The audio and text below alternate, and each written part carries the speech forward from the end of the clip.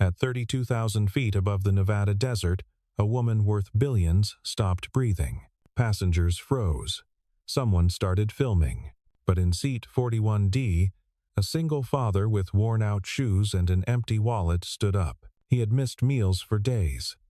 His daughter was asleep against his arm, and his mother was dying in a hospital he couldn't afford. He saved the billionaire's life in under 3 minutes.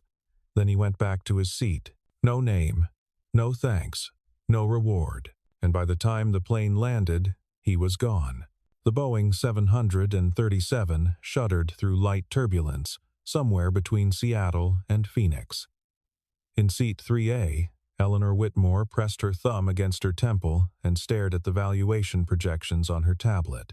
The IPO roadshow in San Francisco was 3 days away. Her biotech company, Meridian Health Solutions, would be worth $4 billion by Friday. She reached for her water glass. Her throat felt tight. Behind her, in the economy cabin, Daniel Cross shifted his weight to keep his daughter comfortable. Lily's head rested against his ribs, her stuffed rabbit clutched under one arm. The toy had a torn ear. Daniel had sewn it back twice already. His phone showed 3 missed calls from Phoenix County Medical Center. He knew what they meant. His mother had maybe hours left. The flight couldn't go fast enough. The seatbelt sign blinked off. A flight attendant passed with the beverage cart. Daniel waved her away. He had $17 in his wallet and a credit card that wouldn't clear. In first class, Eleanor's vision blurred. She set down the tablet. Her hands felt strange, thick. The cabin lights seemed too bright.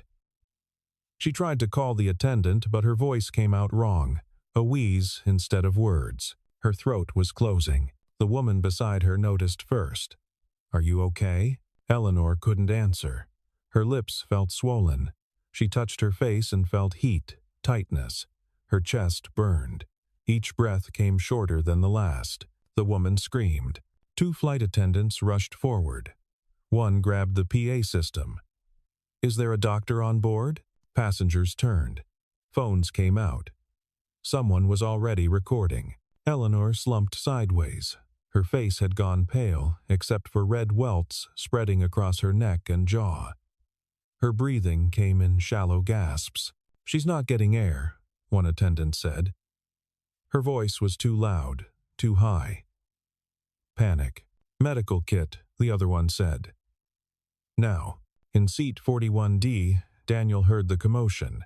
He lifted his head and saw people standing in the aisle, craning to see. He saw the fear in their faces. Lily stirred. "Dad? Stay here, sweetheart." He slipped out from under her and moved toward the front of the plane. The crowd thickened near first class. Daniel pushed through. "Excuse me, let me through." A man in a polo shirt blocked his path. "Sir, you need to sit down." "I'm a nurse," Daniel said. The words felt strange in his mouth. He hadn't said them in 2 years.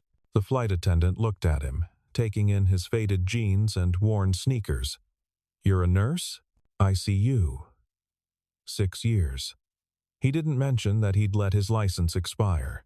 Didn't mention the last 2 years of warehouse shifts and delivery routes. "Let me see her." She stepped aside. Eleanor was barely conscious. Her breathing had become a wet rattle. Daniel knelt beside her seat and checked her airway.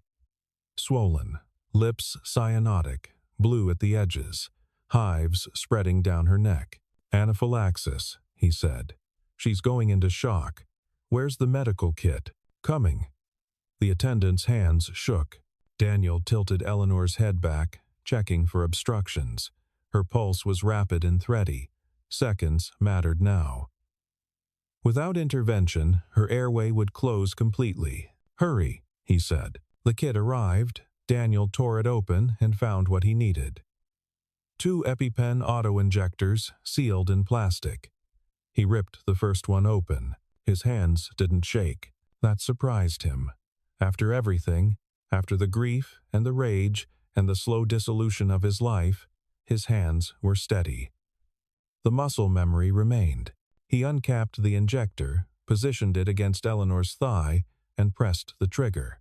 The needle punched through her slacks and delivered 0.3 milligrams of epinephrine directly into her muscle. He held it there. 5 seconds, the longest 5 seconds of silence he'd ever heard. Then Eleanor gasped. A real breath, deep and ragged. Her eyes opened. Daniel exhaled. He hadn't realized he'd been holding his breath. "You're okay," he told her. "The medicine's working. Just breathe." Eleanor stared at him. Her vision was clearing. She saw a man with tired eyes and 3 days of stubble, kneeling beside her seat like he belonged there. "Who?" she started. "Don't talk yet," Daniel said. "Your throat's still swollen. We'll get you to a hospital when we land." The flight attendant appeared with an oxygen mask. Daniel took it and fitted it over Eleanor's face. Her color was improving. The hives were already fading. Around them, passengers began to clap. Scattered at first, then building. Someone whistled. Daniel stood. His knees ached. He realized he'd been crouching on them for several minutes. "Sir, we need your name," the attendant said. Daniel glanced back toward his seat. Lily was standing in the aisle, watching. Her rabbit hung from one hand. She looked scared. "I need to get back to my daughter," he said. "Just your name," the attendant insisted. Daniel checked his watch. The pilot had already announced their descent into Phoenix. 20 minutes until landing. His mother had maybe an hour. He walked away. Eleanor Whitmore had built her empire on precision. Every decision mapped, every risk calculated. Her office in Seattle occupied the top floor of a glass tower with views of Elliott Bay. Her calendar ran in 15-minute increments. She measured success in patents filed, trials completed, valuations achieved. She had never been sick a day in her professional life, and now she was in a hospital bed at Bayview Medical Center, wearing a gown that opened in the back, while a doctor explained that she'd had a severe allergic reaction to an ingredient in her lunch. "The cashews," the doctor said. "You've developed a sensitivity." "I've eaten cashews for 30 years, Eleanor said. "Allergies can develop at any point. You're lucky someone knew what to do. Lucky." The word sat wrong with her. Eleanor didn't believe in luck. She believed in preparation, systems, control. "The man who helped me," she said. "Did he leave his information?" The doctor shook his head. "The flight crew said he didn't want to provide it." That made no sense. People always wanted something from Eleanor. Money, connections, recognition. A man had saved her life and asked for nothing. "Find him," Eleanor said. Across town, Daniel sat in a plastic chair in the ICU waiting room of Phoenix County Medical Center. The chair had a crack in the seat. He could feel it through his jeans. His mother had died at 6:47 p.m., 11 minutes after his plane landed. He'd made it to her room with 7 minutes to spare. She'd been awake enough to see him, to squeeze his hand. "You came," she'd whispered. "I'm here, Mom. Don't hide anymore, Danny. Let people see you." Those were her last words. Daniel didn't know what they meant. Now he sat in the waiting room while a social worker explained the process for indigent burials. There were forms. Fees he couldn't pay. Options that weren't really options. Lily sat beside him, holding her rabbit. She hadn't cried. She was too young to fully understand. Too old to be fooled by platitudes. "Is Grandma with Mommy now?" she asked. Daniel's wife had died 3 years ago. Cancer. The kind with a 30% survival rate if you caught it early and had good insurance. The kind that killed you in 8 months if you didn't. "Yeah, sweetheart," Daniel said. "They're together." Lily nodded. She looked down at her rabbit. "Can we go home now?" Home was a basement apartment in Tacoma with mold on the bathroom ceiling and a landlord who hadn't fixed the heat in 2 winters. Home was a place they'd be evicted from in 45 days if Daniel didn't come up with rent. "Soon," he said. His phone buzzed. A text from his boss at the warehouse. 3 shifts missed meant automatic termination. The message was polite but final. Daniel turned off his phone. Eleanor hired the investigator on her third day in the hospital. His name was Mark Harlan, former FBI, the kind of man who found people who didn't want to be found. "I want to thank him," Eleanor explained, "and compensate him for his help." Mark pulled out a notepad. "What do you know about him?" "He was in seat 41D economy. He said he was a nurse. He had a daughter, maybe 7 or 8 years old. That's it? He left before anyone could get his name." Mark wrote that down. "Interesting. What is? People who do good things usually want credit. This guy ran." Eleanor frowned. "Maybe he was in a hurry. Maybe." Mark didn't sound convinced. "I'll check the passenger manifest. Talk to the airline." It took him 4 days to find nothing. The name on the ticket for seat 41D belonged to a woman who'd changed flights at the last minute. The man and the girl had been standby passengers, paid in cash at the gate. No ID required for domestic flights if you paid cash and went through security. The airport security footage showed a man in a navy jacket and a girl with a backpack, but the angle was wrong, the resolution poor. His face was half-turned, unusable. "He's a ghost," Mark reported. "If he doesn't want to be found, we're not finding him." But Eleanor was good at solving problems. She shifted her approach. "He said he was a nurse," she said. "ICU experience. Check hospitals in Seattle. Check anyone who's let their license expire in the last 5 years." Mark raised an eyebrow. "That's a long list. Start with people who had family members in Phoenix hospitals that day. Cancer patients. Critical care. How do you know that?" "Because he was desperate to get off that plane," Eleanor said. "And desperate people are usually running toward something or away from it." Mark made 300 phone calls over the next week.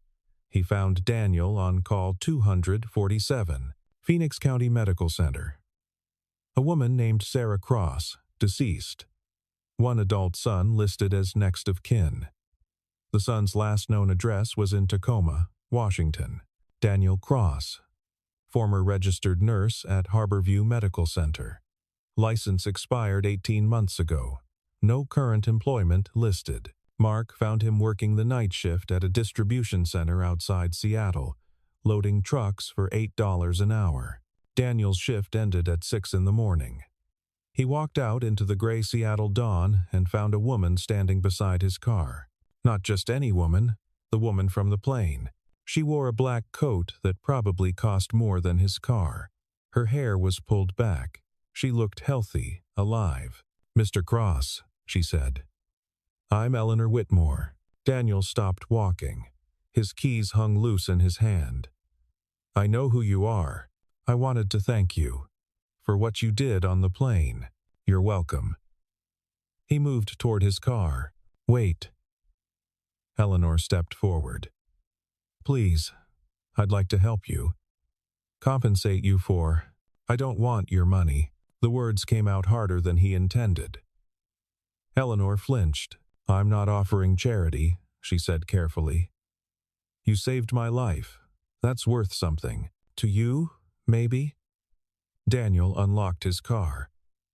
"I did what anyone should have done, but they didn't." "You did." Daniel turned to face her. The anger surprised him. It came from somewhere deep, a place he'd kept sealed for 2 years. "You want to help me?" he said. "Go back to your company and fix the system that killed my wife." Eleanor went still. "What?" "The insurance system. The one where people like you decide whether people like me can afford to live." His voice was level, but his hands shook. "My wife had treatable cancer. She died because we couldn't afford the drugs. Because our insurance had a cap. Because the pharmacy wanted $8,000 a month for medication that costs $40 to manufacture. I didn't." "Your company makes those drugs," Daniel said. "I looked you up. Meridian Health Solutions. You hold patents on 6 different cancer treatments. You charge whatever you want because you can." Eleanor's face had gone pale. "That's not how it works." "That's exactly how it works. Daniel opened his car door. "So keep your money. I don't want blood guilt attached to my conscience." He got in and drove away. Eleanor stood in the parking lot for a long time after he left. The sun was coming up over the Cascades. The light was cold and clear. She called Mark. Find out everything about his wife. What happened? When? What drugs she needed. Eleanor. Everything. The report arrived 3 days later. 20 pages, single-spaced, medical records obtained through legal channels. Bills, denial letters from insurance companies. Rachel Cross. Diagnosed with stage 3 ovarian cancer at age 29. Prognosis good with aggressive treatment. Chemotherapy plus a targeted therapy drug called hexavirin. Hexavirin was manufactured by a subsidiary of Meridian Health Solutions. Cost per dose, $7,800. Recommended treatment, 18 months. Rachel's insurance covered 12 doses. Then, they hit their lifetime cap. The rest of the report detailed the decline. Second-tier treatments that didn't work. A GoFundMe page that raised $11,000, enough for 2 more months. Daniel picking up extra shifts, selling their house, moving into an apartment. Rachel died in their bedroom because hospice care was cheaper than a hospital. Eleanor read the report twice. Then she called her CFO. "What's our margin on hexavirin?" she asked. 73%, he said. "It's one of our best performers." "What would it cost to manufacture?" "About $300 per dose." "Why?" Eleanor did the math. $7,800. $300 to make. $7,500 in pure profit times thousands of patients. "We're changing the pricing structure," she said. "Eleanor, we can't. The board won't approve it. We're about to go public. Then we'll delay the IPO. You can't be serious." She hung up. That afternoon, she drove back to the distribution center. She waited in the parking lot for 6 hours until Daniel's car pulled in for the night shift. She got out and stood in front of his headlights. Daniel stopped the car. He rolled down his window. "What are you doing?" "I read about your wife," Eleanor said. "I'm sorry." "Sorry doesn't bring her back." "No, it doesn't." Eleanor took a breath. The air was cold. She could see her breath. "But I can make sure it doesn't happen to someone else." Daniel turned off his engine. "What are you talking about?" "I'm restructuring my company's drug pricing. Starting with hexavirin. We're going to offer it at cost to anyone who can't afford the full price." Daniel stared at her. "You can't do that." "I can. I own 60% of the company. Your board will fire you. Probably." Eleanor smiled, but it was tight. She pulled an envelope from her coat and handed it through the window. "What's this?" Daniel asked. "An offer. My company is launching a program to bring expired medical professionals back into practice. Full tuition for recertification courses, guaranteed placement in underserved communities, living stipend during training." Daniel opened the envelope. Inside was a letter with his name on it. "I'm starting the program with you," Eleanor said. "If you want it, why me? Because you're good at what you do. Because you care. Because you shouldn't be loading trucks at 6 in the morning. And because I need to know that some good came from what happened on that plane." Daniel looked at the letter. Then at Eleanor. She was shivering in her expensive coat, standing in a parking lot at 6 at night, offering him a way back to the life he'd lost. "There's a catch," he said. "No catch. You do the work, you get the placement. That's all. And if I say no, then I'll find someone else. But I hope you won't." Daniel read the letter again. The stipend was enough to keep him and Lily fed while he studied. The placement was in a rural clinic in eastern Washington, the kind of place that always needed nurses. It was a way back. Maybe the only way back. "I need to think about it," he said. Eleanor nodded. "You have my number. Call me when you decide." She walked back to her car. Daniel watched her go. The letter sat in his lap, heavy with possibility. 3 weeks later, Daniel walked into a classroom at Seattle Central College. 20 other people sat at desks, opening laptops and notebooks. Most of them were younger than him. A few looked as tired as he felt. The instructor introduced herself and launched into the first lecture: pharmacology. The basics hadn't changed, but the drugs were newer, the protocols different. Daniel took notes. His hand cramped after an hour. He'd forgotten how much writing school required. At lunch, he sat alone and ate the sandwich he'd packed that morning. A woman sat down across from him. "You're the guy from the news," she said. Daniel looked up. "The plane thing. You saved that billionaire lady. I saw the video someone posted." Daniel hadn't known there was a video. "I didn't do anything special." "You kidding? You're a hero." She stuck out her hand. "I'm Jennifer. Respiratory therapy, second time around." Daniel shook her hand. "Daniel. Also, second time around." They talked for 20 minutes. Jennifer had lost her license after a DUI. She'd been sober 3 years now. This program was her way back. "Eleanor Whitmore's paying for it?" Jennifer asked. "Yeah, that's wild. I heard she's reforming her whole company. Drug prices, patient advocacy, all of it." The board tried to fire her, but she wouldn't budge. Daniel hadn't followed the news. He'd been too busy studying, but hearing it now, he felt something shift in his chest. Something that might have been hope. After class, he picked up Lily from the after-school program Eleanor's foundation had arranged. The program was free. It ran until 7 every night. "How was school?" Lily asked. "Good, hard. How was yours?" "We did fractions." She made a face. "I don't like fractions." "Nobody likes fractions," Daniel said. "But you're stuck with them." They drove to their new apartment. Eleanor's foundation had helped with the deposit. It was in a better neighborhood. 2 bedrooms. Heat that worked. Lily had her own room for the first time in 2 years. She decorated it with drawings. Most of them were of rabbits. Some were of Daniel in his old scrubs. "You're going to wear those again, right?" she'd asked when they moved in. "Yeah, sweetheart. I am." Now, sitting at their kitchen table while Lily did homework, Daniel opened his laptop and started on his own assignments. Anatomy review. Case studies. Drug interactions. His phone buzzed. A text from Eleanor. "How's the first week?" Daniel hesitated, then typed back. "Hard." "Good. You'll make it. I know you will." He stared at the message.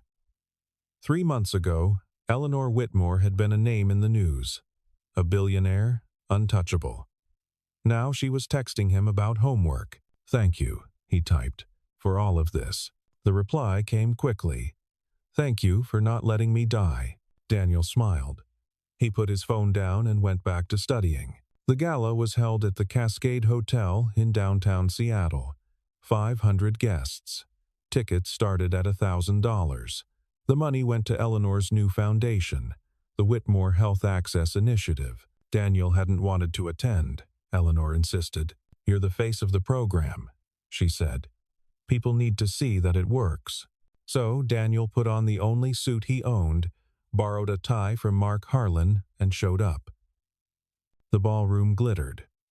Crystal chandeliers, white tablecloths, centerpieces that probably cost more than Daniel's monthly stipend. He felt out of place immediately. Eleanor found him near the bar. She wore a silver dress that caught the light. Her hair was down. She looked nervous. "I hate these things," she admitted. "Then why do them?" "Because rich people only donate if you feed them first." She gestured toward the crowd. "Come on. I'll introduce you around." Daniel met executives, philanthropists, a senator. Everyone shook his hand and congratulated him. Several people asked for photos. It was surreal. Halfway through dinner, a man approached their table. He was in his 40s, wearing a tuxedo that fit too well. His face was angular, sharp. "Eleanor," he said, "we need to talk." Eleanor's expression went cold. Victor, I didn't know you were coming. I'm still on the board. Of course I'm coming. Victor looked at Daniel. Is this him? The charity case? Victor, Eleanor warned. No, I'm serious. Is this the man you're gambling the company's future on? Victor pulled out his phone and held it up. Because I have some questions about your foundation's spending. Eleanor stood. This isn't the time. It's exactly the time. Victor's voice rose. People at nearby tables turned to look. You've diverted $40 million from company funds to this program. You've disrupted contracts. You've tanked our stock price. All for what? To play savior? I'm helping people, Eleanor said quietly. You're bankrupting us. Victor turned to the crowd. Ladies and gentlemen, I think you should know where your donations are really going. Not to help the needy, to fund Eleanor's personal guilt project. Daniel felt every eye in the room turn toward him. His face burned. He stood up. I should go, he said. No. Eleanor grabbed his arm.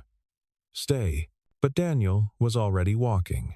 He crossed the ballroom, past the stairs and whispers, and pushed through the doors into the lobby. He made it outside before Eleanor caught up with him. Daniel, wait. He turned.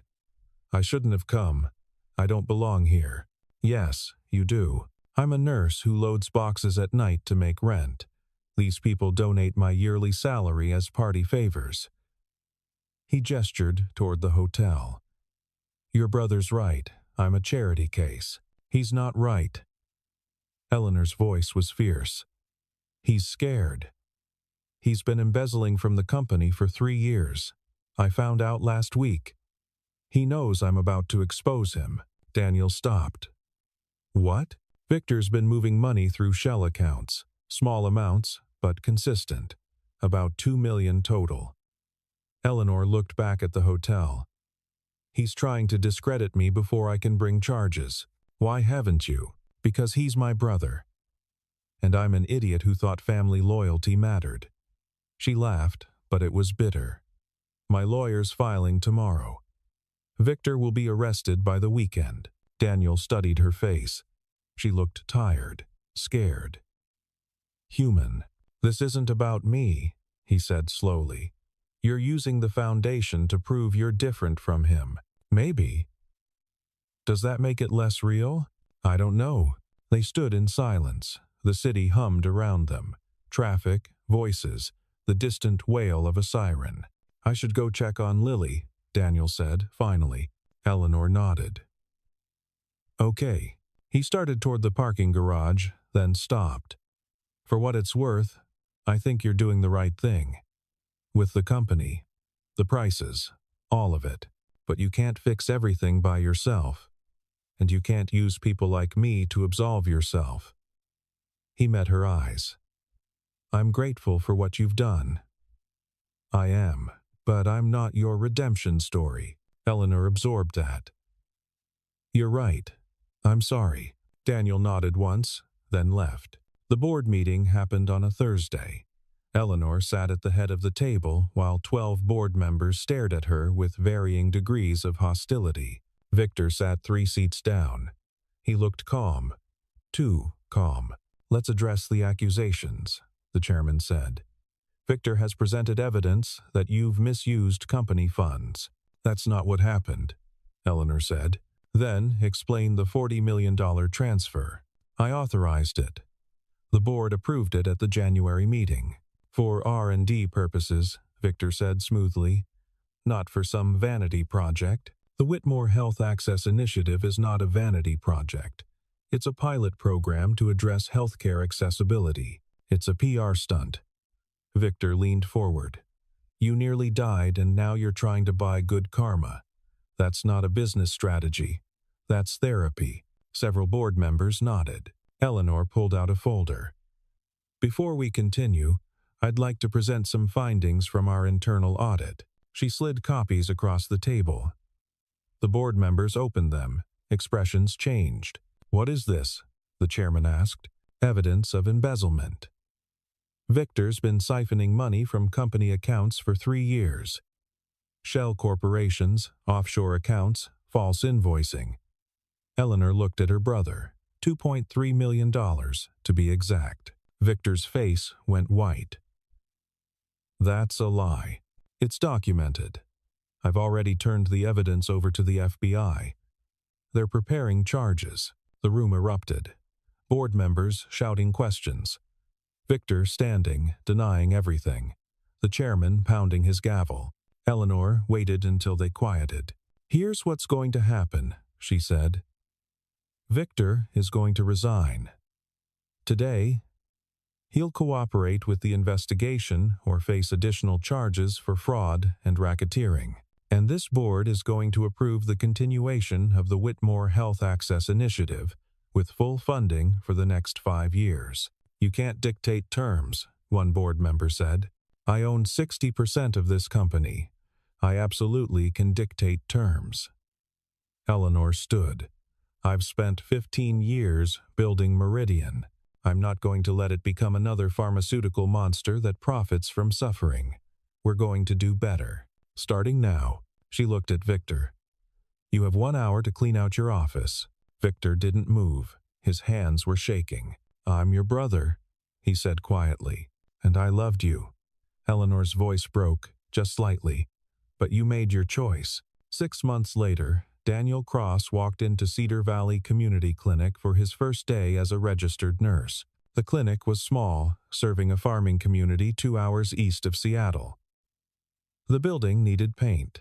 The equipment was old but functional. There were 3 exam rooms and a waiting area that smelled like disinfectant and coffee. Daniel loved it immediately. You're the new nurse? The doctor was a woman in her 50s, gray hair pulled back, tired eyes. I'm Dr. Patricia Hammond. Welcome. Thank you for having me. Thank you for coming. We've been short-staffed for 8 months. She handed him a chart. Kid in room 2. Possible strep throat. Start there. Daniel took the chart. His hands didn't shake. He walked into the exam room and saw a boy, maybe 10 years old, sitting on the paper-covered table. His mother sat beside him, looking worried. Hi, Daniel said. I'm Daniel. I'm a nurse here. Let's see what's going on.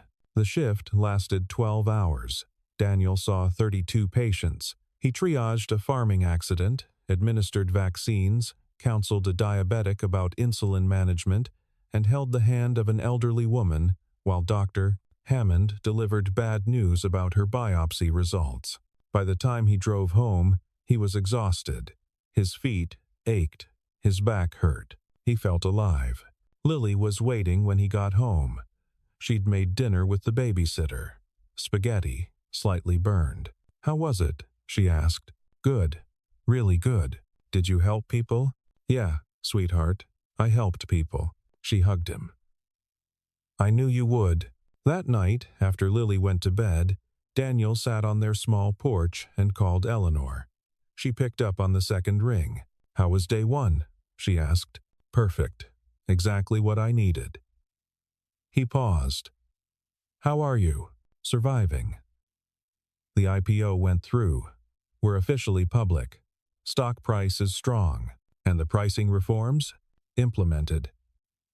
Hexaviron is now available at cost for anyone who qualifies. We've treated 200 patients so far who couldn't have afforded it before.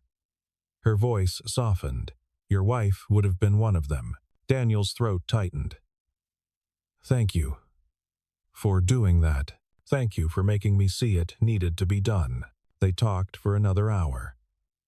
About the clinic, about Meridian's expansion plans, about Lily's new school. Easy conversation, the kind that came from people who'd been through fire together. I should let you go, Eleanor said finally. But there's something I want to ask you. What? Would you be willing to speak at next year's gala? About the program. About your experience. I think it would mean a lot. Daniel thought about the last gala. The humiliation. Victor's accusations. I don't know if I'm the right person for that. You're exactly the right person. Because you're honest. You don't let me get away with anything." He smiled. "I'll think about it. That's all I ask." After they hung up, Daniel sat in the dark and thought about the past year. The plane, his mother's death, Eleanor appearing in that parking lot. The months of study, the terror of wondering if he could do this again. And now he was here, working, helping, living instead of just surviving. His mother's last words came back to him. "Don't hide anymore. Let people see you." He was trying. It was hard. But he was trying. A year after that first day at Cedar Valley Clinic, Daniel found himself on another plane. This time, Lily sat beside him. Eleanor sat across the aisle. They were heading to a conference in Denver where Daniel would speak about rural healthcare access. Halfway through the flight, a call went out over the PA system. "Is there a medical professional on board?" Daniel and Eleanor looked at each other. She smiled. "Go," she said. Daniel stood up. So did Eleanor. "Both of us," she said. "I've been taking emergency response courses." They walked to the front of the plane together. A man had collapsed in his seat. Heart attack, by the look of it. Daniel started chest compressions while Eleanor coordinated with the flight crew. They worked together, seamless, until the man stabilized and the plane made an emergency landing. Afterward, sitting in the airport while the man was transferred to a hospital, Lily asked, "Is he going to be okay?" "I think so," Daniel said. "We got to him fast enough. You saved him. Like you saved Eleanor. We saved him." Together, Eleanor bought them all coffee while they waited for the next flight. She sat down and handed Lily a hot chocolate. "Thank you," Lily said. "Can I tell you something?" "Of course. I'm glad my dad saved you. Because you saved him back." Eleanor glanced at Daniel. He was looking out the window at the planes, taking off and landing. The endless cycle of departures and arrivals. "We saved each other," Eleanor said quietly. Lily nodded, like that made perfect sense. That's what people are supposed to do. She was right. That was exactly what people were supposed to do. They boarded the next flight 2 hours later. Daniel settled into his seat, Lily beside him, Eleanor across the aisle. The plane lifted into the sky, carrying them toward wherever they were going next. For the first time in years, Daniel wasn't afraid of falling. He'd learned that sometimes, when you fall, someone catches you, and sometimes you get to catch them back.